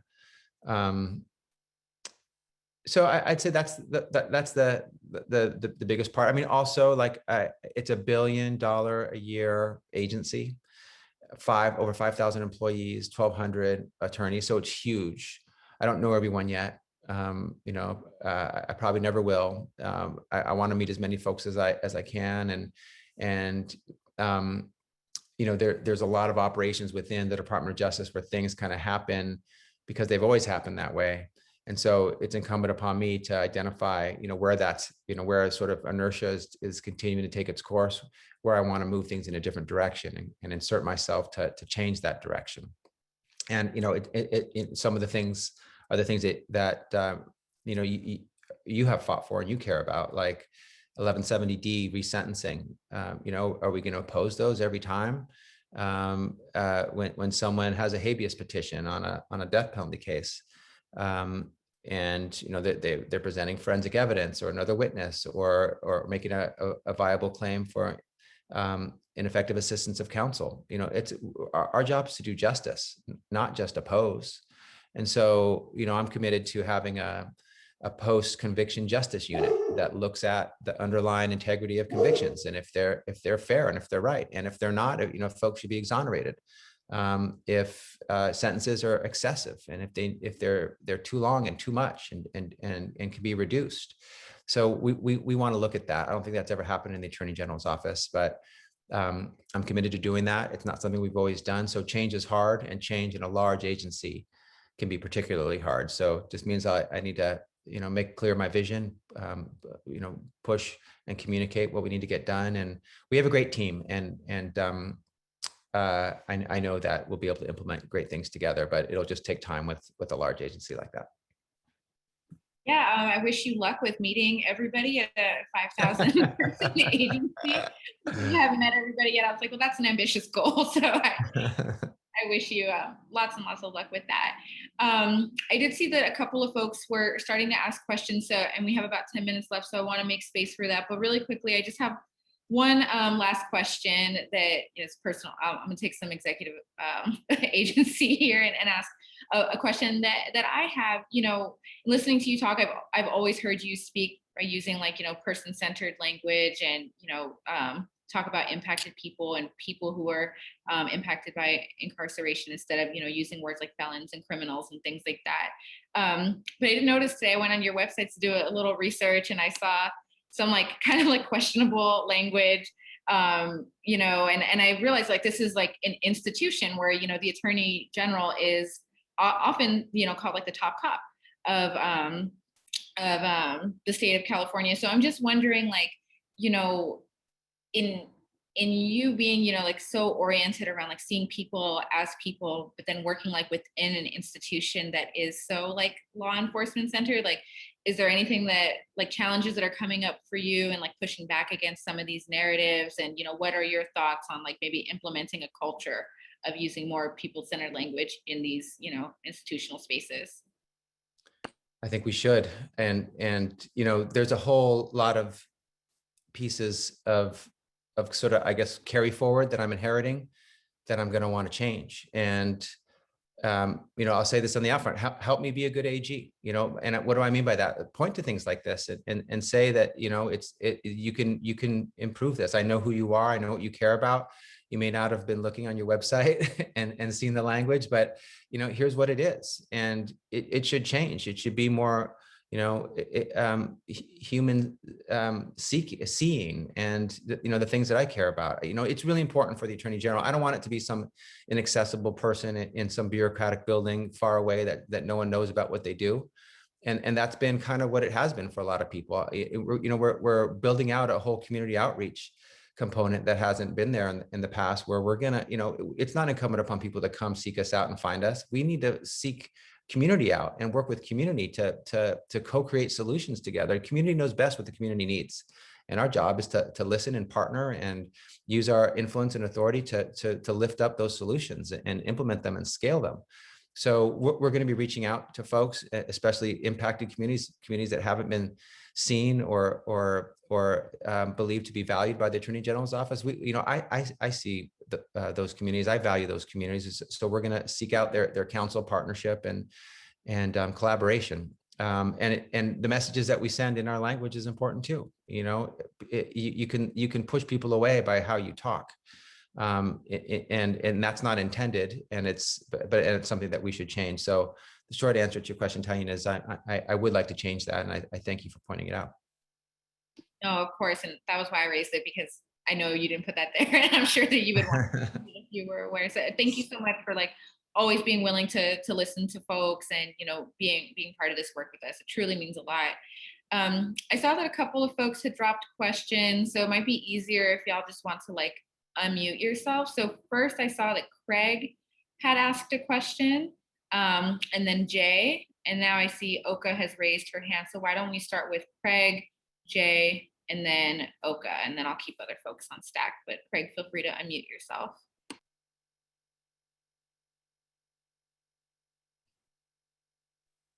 Hi, everybody. Yeah, my name is Craig Ferris, and I'm just wondering about the concept of demilitarizing our police and prison guards. You know, over the last 50 years, there's been a big move to actually militarize police and jailers and prison guards, and now we have. I mean, you go back to Daryl Gates with the battering ram. Personnel carriers in the middle of our suburban streets all the way up to the present day. And that's just escalated, and it's kind of added fuel to the fire of mass incarceration and over policing and over aggressive police. So I'm wondering if anybody up in the Capitol has entertained this idea of demilitarizing and going back towards a kind of social service model that existed you know, throughout the 30s, 40s, and 50s. Yeah, that's been an area of priority. There's been some legislation in the past to help demilitarize police, which I very much support. I know has broad support in many circles. I think Assemblymember Todd Gloria, now the mayor of San Diego, had a bill demilitarizing, and you know, part of it is to create checks and balances, so not letting police departments bring in and acquire militarized equipment without having a city council or another group provide a check or a balance to approve it or, you know, disapprove it. You know, I think as we go through a racial justice reckoning, we're also going through a reckoning on how we do policing and considering, you know, and implementing fundamental changes. We're seeing some, you know, we have SB2 moving right now for decertification. We've banned, you know, the carotid chokehold. We're providing more police accountability, including the AG's role in independent investigations. And we need to continue to do more, including addressing implicit, explicit bias, de-escalation, community policing, procedural justice. All that is seeking to do kind of what I hear you suggesting, which is more humanizing work, more supportive work, less combative and militarized work. So I'm not sure what's moving right now. I think Assemblymember Chu might have a bill on demilitarization, but it is an ongoing priority in California. Yes, and Greg just dropped the ledge info link to that bill in the chat. Jay, I'll go ahead and pass it to you because I saw your question in the chat. How you doing, Attorney General Rob Bonta? We appreciate you coming to see us tonight. We thank you for speaking with the impacted. Thank you. And my question is twofold. I would like to know, do you support the instead of automatic expungement for some, the universal expungement for all? I feel that if a person is committed to a life of lawlessness, then it'll show. If people are out living life and living within social norms, then they should have a chance to have a clean slate, especially if their time has already been served, like in other countries. Also, the last portion of my question was, will you go after private background companies who violate California's laws for consumer reporting? We see often where private companies will report things that are on background checks that are more than 7 years old, which violates California state law. Thank you. Thank you. Thank you, Jay. I do support universal automatic expungements. When any time that anyone is entitled to an expungement based on the substantive law, I was with AB 1793, which I authored a while ago. I was working with Prop 64 and the expungements that are for cannabis-related crimes that were eligible. And then the next year I tried to expand it to Prop 47 related expungements and reductions. And anytime we have decided that a crime should be expunged, reduced, modified, it should never be the individual's responsibility to do it. It just shouldn't. They shouldn't have to know that they're eligible and then apply for it and pay a fee and get fingerprinted and go to court and take time off from work. Those are unnecessary barriers. The government can do it. We should do it en masse and in large volume. Do it for folks. That's the point. And so I support that. I think Californians for Safety and Justice has a bill on that, and so there's additional efforts to expand that work. And I'd like to learn more specifically about the background checks. But anytime that the law is being broken to hurt people, I can step in and help enforce and provide accountability there. So please share more with me so I can. It's back to my point about help me be a good AG. Point to the things that are wrong and say, look over here, Rob, and this is something where you can really help people, and I'll always be passionate about doing that. Thank you so much. I want to be mindful of time. We have a couple minutes left, so maybe just one more question. Go ahead, Oka. Hi and blessings. So my question is around, you mentioned the habeas. So my mother was brutally murdered when I was 9 months old, and 22 years later, they arrested my father. I'm dropping in the link to our story. And so the habeas corpus, when including data, about 3.2% of habeases get approved, and so what is your strategy there to make sure habeas corpuses are looked at with integrity? Thank you, Oka. My vision is to have part of close reviews of habeas petitions be part of the post-conviction justice unit, and to not just knee-jerk oppose them and assume that they're wrong and they're without merit, but to see them for what they are, and where there is real question being raised and real evidence of injustice or something wrong that was done, we have to be open to that. We're not supposed to just defend what we did because we did it. If it's not right and we made a mistake, we have to admit it. and change it and fix it and help someone, who's been treated unfairly heal. And it's never, it won't fix what was happened if someone was wronged, but it's never the wrong time to do the right thing. And if we can make the change now, it's better than never. And we have to look closely at these and see them for their merits, and believe and know that some of them are meritorious. I mean, I am not confident whatsoever that every conviction and every sentence is right on, spot on, and that there's never been a mistake made, or an overly zealous DA, or evidence that wasn't seen, or a witness testimony that wasn't heard, or an ineffective assistance of counsel. I'm not confident in that at all. And so that lack of confidence has to be reflected in how we do justice in the AG's office. Thank you so much, Attorney General Bonta, for your time, for your intentionality and your kindness. I think I speak for a lot of folks here where we feel like very inspired and encouraged to have you in this role. So thank you very, very much. Can everybody give like some virtual claps, the little horns or whatever it is, drop some thanks in the chat. But yeah, again, just thank you so much for your time. I hope that you will, continue to build this relationship with Initiate Justice and our members. And if there's anything that we can ever do, please let us know. Thank you, Taina. Thank you, Initiate Justice. You inspire me. I'm totally here in support of you and your work. If there's things that I can do to help, I think we share the same vision about how people should be treated and what our justice system should look like. So your partnership means a lot to me, and your insight and input has helped me become a better leader. So I look forward to more of our work together, and appreciate you always, Taina. Thank you. Thank you so much. Have a wonderful evening. You too. Take care, everyone. I will pass it back to Daisy and Antoinette. Thank y'all.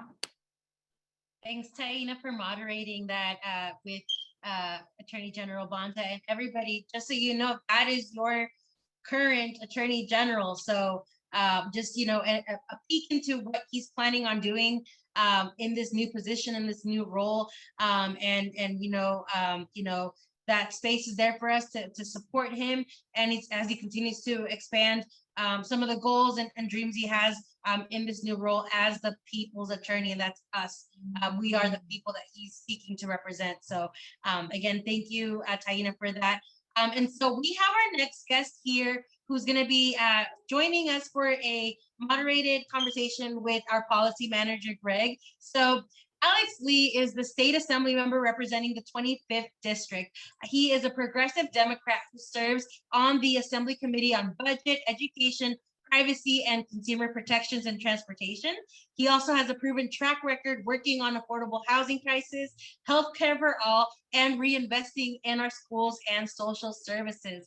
Alex has called the South Bay home for his entire life, and his family arrived in California when they migrated from Hong Kong. So they found a new place to call home in the Silicon Valley, welcomed by the bountiful opportunities and a strong Asian community. Encouraged by the inclusive environment of the Silicon Valley, he currently lives in his hometown openly as a member of the LGBTQ community. And I'm imagining coming home from a long day on the floor session. But thank you so much, Assemblymember Lee, for joining us. And Greg, I will pass it over to you for this portion. Yes, thank you, Daisy. Thank you, Assemblymember Lee, for joining us this evening. First of all, I just want to say, how are you? I get a Gatorade or coffee to get you through this crazy week.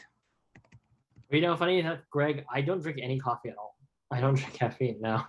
But I'm staying hydrated, going through our marathon House of Origin deadline, where literally hundreds of bills in the Senate and the Assembly are being voted on right now this week. So we will see the fate of a lot of different bills. Yeah, no, certainly. And I think top of mind for a lot of folks is unfortunately one of the bills that we won't be seeing voted on this week, right, which is AB 1509, your bill, the Anti-Racism Sentencing Reform Act, that would have eliminated most gun enhancements and reduced all others. And so obviously it was quite a shock, right? Well, what happened, 2 weeks ago now in the Probes Committee and in the suspense file hearing and everything. So I just wanted to kick it to you to maybe talk about what happened, what we can do, and how we can move forward. And I'm also sure everyone here wants to personally thank you for all of your work. So that bill really meant the world to so many people. And I'm just glad that you can see Initiate Justice in its entirety instead of like just seeing me on Zoom. But yeah, if you could just, give us your insights about what happened and how we can move forward. Yeah, well, I'm really thankful, Greg, for all the work you did definitely on 1509, and really thankful for all the advocacy from everyone in Initiate Justice. Well, everyone in the giant coalition we have, right? We're literally, when we presented the bill on Assembly Public Safety Committee, which I sit on, I think it was like 30 minutes of just pro comments. So just public comment itself was just 30 minutes, which is so amazing, right? And it just shows the amount incredible advocacy and hard work you all putting in and actually wanting to see this change. So, this bill, I don't have to tell you all how monumental will be in really dismantling the racist carceral system that exists. For far too long, the criminal justice system has been used as really the stick of white supremacy, right? The carrot has always been economics, right? Where that makes people of color and even other working class people divided against each other. But the stick has been the way, if you get out of line or whatever, we punish you and we lock you away. And 1509 would have really undone a lot of harm with it. We are still trying to figure out, what our strategy is moving forward, what we can do. Because what happened is it passed Assembly Public Safety Committee. It was difficult, but it got out of committee. Then it went to Appropriations Committee. And Appropriations Committee is all bills that cost or involve money, are sent to be analyzed. And ironically, our bill saves money. So it doesn't really cost money. The net is that you'd save money, because literally we would be saving millions of dollars from holding people for decades plus they shouldn't be held on. Anyways, then the bill was quite surprisingly held, which means it's dead. It's not a 2-year bill. It's not saying it's amended. It's just dead. And that happens to a lot of bills, unfortunately. And it's a very untransparent process, but it is the process, what happens. And, there's a lot of backroom gamesmanship that happens with these things. Unfortunately, that was our bill. But something we see, what we see quite often, even right now, is even in the Assembly. And even granted, we are down 1 vote right now. So as you just heard from Attorney General Bonta, that means his seat is vacant in the Assembly still this whole time. So we were missing a progressive vote. And I have no doubt that whoever it is that fills the seat from the East Bay will be progressive. But we have been down a vote for a long time. And a lot of our criminal justice reform bills, even if they are a lot more modest, have struggled on the Assembly floor. Even I passed one today. It was a probation reform bill, and that one only eked out with like 44 or something. This is the bare minimum. So it's been a struggle. So, what definitely will be helpful is if you continued advocacy, but also know that we really have to make sure that your representatives hear how you feel and yet they know exactly how you feel about these things. Because the people of California are with you. The people of California want to undo the harm of the carceral state and of the unjust criminal justice system that we upheld. I think through and through, especially since a lot of Americans, I think, have their eyes opened after the unfortunate death of George Floyd, like literally almost a year ago. I think we are there. And that's why you've all been at the forefront of this organizing. And it's been hard, and especially been kind of on the outside in a lot of ways. But now I think this is the time where more and more people are doing it. And you're seeing people who traditionally have been very friendly with law enforcement even say, look, I can't just keep doing that because my constituents expect some reform, expect changes to happen. So that's why we're going to constantly need your organizing. Yes, thank you, Assembly Member. And I think a question, this might be like too open-ended, but I think something the Attorney General just mentioned to us, right, was that it's important to have your data and your stats and all these things. But like we had that for 1509, right? Like on like every available metric, we had the cost savings, we had everything, right? And so I think you kind of hinted at this a moment ago, but these larger like culture change and like political forces that, are harder like name or harder to identify are sometimes like the things that we're going to be running up against.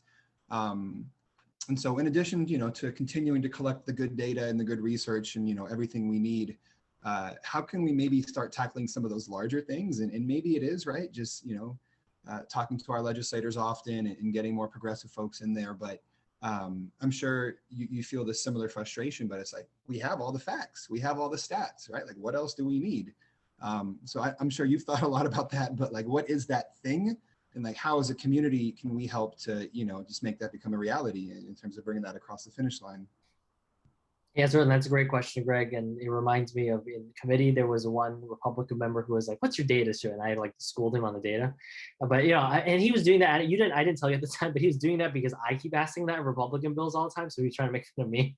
Because they will make bills that are more aggressive. And I'm like, well, what's because they say this bill will lead to this outcome. And I always say, like, well, what's like a genuine, like, what is your empirical evidence suggest that putting people more prison will stop the behavior you're anticipating? And then they always just don't give me an answer. But so the thing is, I think there's a culture of fear. It's undeniable that has persisted. Well, I mean, since the inception of this country. But even you think back to the '90s certainly when I was born. But it is a tough on crime era where a lot of the stuff we see about the narrative of like super predators or like everyone is Charles Manson and they're going to kill you. Like there's that fear, the fear of the other, the fear of your neighbor. And I think in the long-term organizing we are all in, and I know we're all working in so many different areas, it's about undoing that fear, right? And actually leading with love and knowing how to understand people's differences and how to treat them differently. Because ultimately, I think a lot of, and this is tough for some legislators, right? Because they hear from a lot of voices in their traditionally in their community where people are very afraid, right? And if you're afraid, you're probably going to express your opinions quite often. But I think you're seeing more and more people who are understanding the nuances, right? Certainly, some people can do very bad things, but I think a lot of people can also regret and have remorse and learn from those things and figure stuff out, right? We change in our lives, we make mistakes, it all happens, right?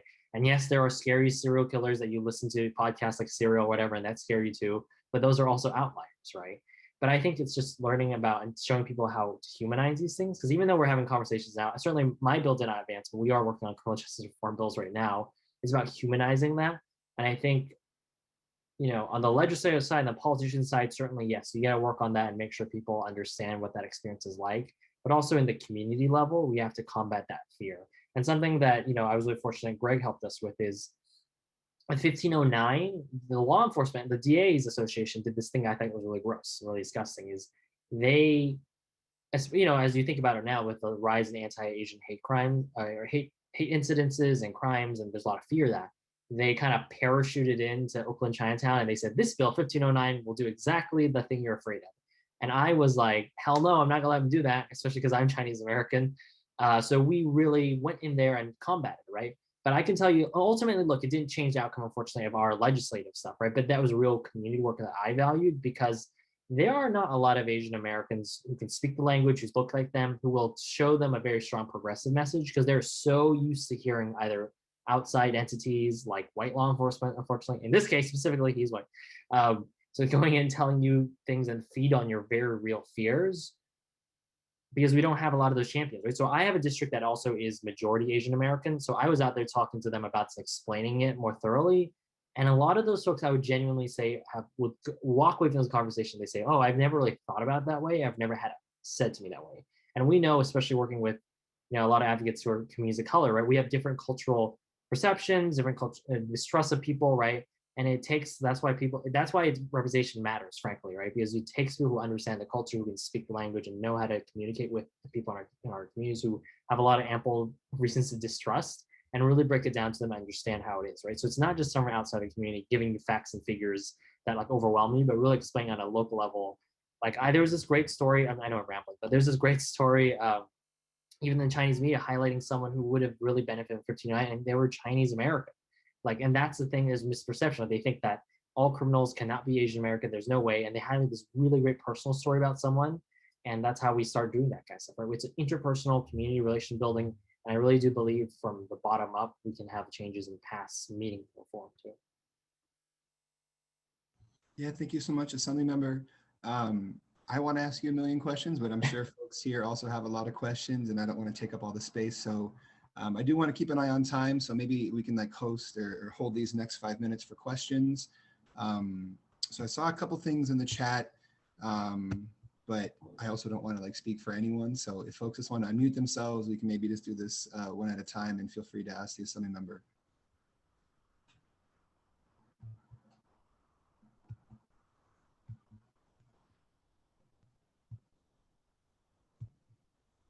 So who wants to go first? Are we, I like Taina's question. Why are you so awesome? I'm not. Not awesome. You all are awesome. You make this work possible. Sandra does have her hand raised. Sandra, if you want to ask your question. Actually, it's not a question, it's a comment for Assemblymember Lee. I just wanted to thank you for your effort on AB 1509. I know that it didn't pass and that bill would have helped my husband. And any chance I get to talk about him, I do. He's a nonviolent offender serving 33 years in prison. And he has a gun gang enhancement and a second strike. He has a lot of certificates of degrees behind him, but no one takes the time really to listen to our story. But when this bill came into play and we saw it, it gave us a lot of hope. But I also wanted to just tell you that I'm very grateful that you and obviously, you know, Initiate Justice and Greg took and shed some light on all these enhancements. We're not a LWOP and we're not a minimum sentence, so we're sort of stuck. But I'm very grateful, and I just wanted to thank you from my heart and from my husband also. Well, thank you so much for sharing your story, Sandra, and your husband's story too. It gives us a lot of hope, and I think it really does help humanize the struggle a lot.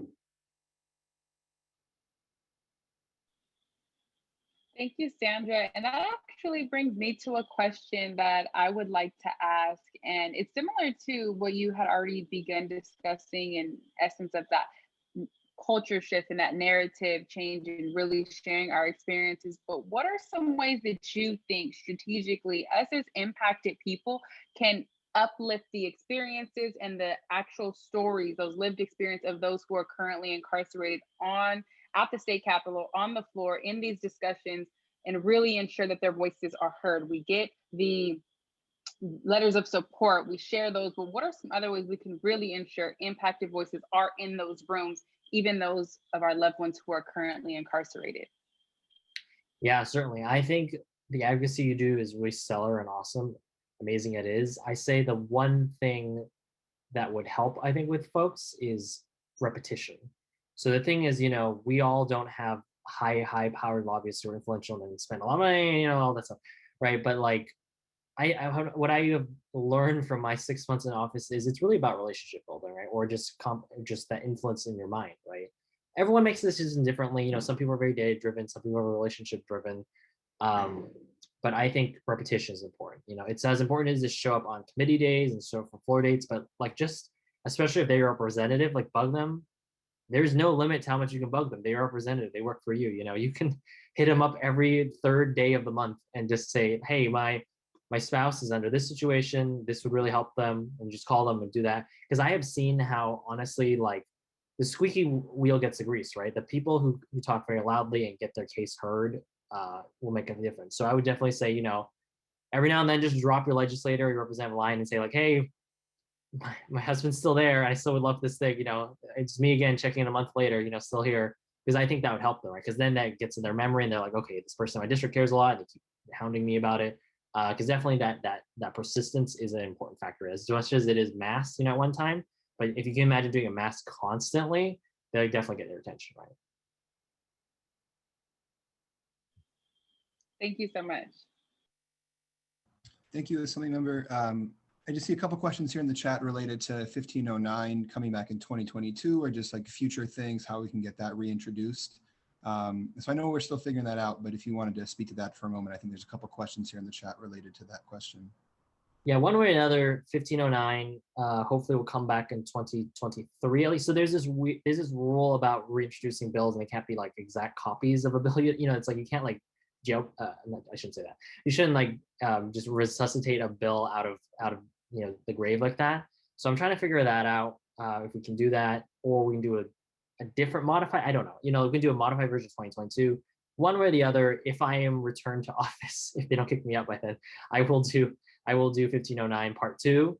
But hopefully in 2022 we can do some sort of modified version. I need to just check all the rules about it, because they don't, you know, obviously they killed it for a reason. I'm not gonna do the exact same one. And we'll see. Yeah, that definitely makes sense. Thank you, Assemblymember. And I just wanted to, like what you said a moment ago about like hounding the folks who are not on board with us. I think the flip is like supporting those who are with us. Yes. Right? And that's you. right? And so I want you to know that like we all have your back. So like you send the word, we're knocking on doors, we're getting signatures, you know, we're doing whatever it takes, because it does go hand in hand, right? So these assembly members are not supporting us and they're getting in the way. Well, you also have to support people like yourself, like Assembly Member Bonta, or Attorney General Bonta. I called him Assembly Member, Attorney General Bonta, when we do have our progressive champions there. And so I know we only have you to 8:20, so I was just gonna kick it to you for maybe some closing words, and then I know you probably need to get some rest with the busy week ahead of you. Yeah, we're starting early again to finish all the votes. So I'm starting at 6 a.m. But I just want to thank you all again for your incredible advocacy. Like really keep it up. Just like Greg said, you know, it's important to hound people who don't vote our way, but also support the people that do. Because, you know, in politics, people like to have positive feedback and stuff. So it is really important too. And I really do appreciate your support of me too. But it is really important to keep uplifting, right? Senator Kamalager has this great saying I love repeating all the time, so I give her credit, is, you know, the way we grow power is to share power. So the more people we uplift, the more people's stories we share, that is how we grow the movement, grow the power, our power with it. Because at the end of the day, that's how we combat the forces of fear, right? That's what the law enforcement commands. That's why their favorite refrain is every single criminal justice reform say it will let out serial killers and rapists and everyone you can, you know, and they'll let out like the boogeyman and everything will come out because they like scaring people, right? But how we do it through interpersonal relationship building with our communities and your legislators, especially like seriously, just hit them up as much as often, or even just say nice things to them. Say like, I live in your district and I really appreciate you voted for that thing, you know? And I know it was 6 months ago, but I'm just calling you again. You know, people like that. They like paying attention to that. And I think you're all very smart and very good at that. I've heard really great comments from other members about how Initiate Justice members, like they're so good at like lobbying me. So it's like hard to vote against them. So I've heard that from people on the floor, but it's really great, you know? So that's why it's important. So really we get involved, you know, wherever your passion takes you. Remember that, you know, what inspired you to get involved in the first place. And if you ever feel, this is personally for me, if you ever feel like there's a ceiling or something in your way, try to figure a way to get around it or like break that ceiling, and then you can make that change yourself too. And then I would not be the Gen Z legislator I am if I didn't plug, just real quick, you know, if you want to stay in touch with how I'm working on my stuff and stay in tune, I'm on a bunch of social media platforms. I'm on TikTok, I don't use it that much now. I'm on Instagram, Facebook, Twitter. So follow me there. If you just search Alex_Lee, I should be there. And if it looks like me, I know there's 1,000 Alexes out there, but like if it looks like me, that's me. But stay in touch. I try to demystify and break down what's going on in Sacramento and try to share with you all, because I do think the real barrier to co-governance and what I value is, you know, like working with advocates, right, together hand in hand. If we work together, that's how we can accomplish a lot of stuff, is the barrier of exclusivity, right? If you aren't told when a vote is going to happen or what's going on, you can't effectively advocate. And for too long, that's been the strategy. And that's why we're trying to have that mutual link together. So anyways, thank you all so much for your amazing advocacy. Follow me on social media and stay in touch. And I know we're going to be working together again very, very soon in the future. Thank you, Assembly Member. Let me pass it over to Daisy or Antoinette. Thanks, Greg, and thank you, Assembly Member Lee, for joining us tonight, and Greg for facilitating that. And you know, just grateful that our members were able to hear from Assembly Member Lee tonight, because I know a lot of you have been following AB 1509. So just wanted to give you all the opportunity to hear from him himself tonight. And thank you for joining us. So I'm actually going to pass it over to Antoinette, who's going to cover the next portion of the meeting before we wrap up, which is our Member of the Month. Thank you, Daisy. Thank you, Assemblymember Alex Lee. Thank you, Greg. And thank you, everyone that stayed with us this evening. So as always, every month we want to highlight, spotlight, and acknowledge someone who has significantly contributed to our work, who has significantly contributed to our success, because as you all know, we make sure we make this known. We cannot do this work without our members, without our organizers. And so I want to take the time to, and I was trying to look and see if she's still here with us, which she might not be, but one of our existing co-facilitators for the Institute of Impacted Leaders, one of our outside organizers. She's been extremely pivotal in the success of our Institute of Impacted Leaders program throughout the past couple of months and year with the Institute of Impacted Leaders being transitioned to a virtual space. She's been a extreme powerhouse in the room facilitating for our Fresno cohort. Monica Samuel, who I don't believe is with us anymore this evening, but nonetheless, this is recorded. We'll share it with her. She's a great co-facilitator. I've had the honor of facilitating the Fresno cohort with her and look forward to facilitating with her again next year. But she also assists with some of our committee's efforts. And so for her extending her capacity and supporting Initiate Justice in so many ways, and many of you do know where you've been in space with her. So I want to take a moment to acknowledge our member of the month, our outside organizer, co-facilitator for the Institute of Impacted Leaders, Monica. So round of applause, share your thoughts in the chat. Let her know, congratulate her. We will be sure to share this out afterwards and inform her that she's been recognized as our June member of the month. Thank you. And with that, I will go ahead and pass it back to Daisy for our closing remarks. Thanks, Antoinette, and congratulations to Monica for being our June member of the month. We will be in contact with you via email because we do send a little something to our member of the month. So just keep an eye on that, Monica, when you do see this recording, because we will make you watch it. But I did want to share in the chat the link so that you all can join a committee if you're interested in joining one, or if you wanted to update your committee interest. I just dropped it in the chat again. Just fill out the form and it'll update our system. That way we can make sure you get the information for the committees that you are interested in joining.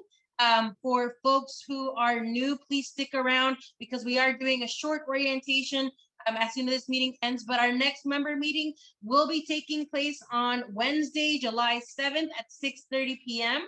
We hope that you all enjoyed the program for tonight, but I did want to give an update for everybody who heard the announcement at the beginning of our meeting that we were asking folks to help us get rounded out to $6,000. We were at 5,940.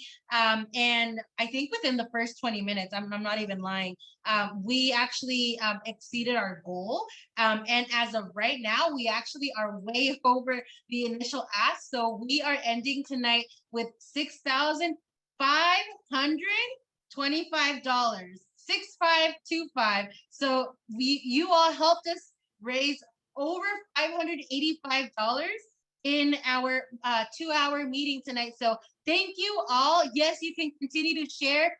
Can somebody please drop the link in for folks who wanted to keep donating and resharing it? Crystal just dropped it in the chat. Please keep sharing with your friends. Our work really it can't be done without the contributions that you all make. And so you heard from Crystal, we produced a beautiful magazine with the help of our Inside Membership Committee members and volunteers. That went out to over 37,000 Inside members.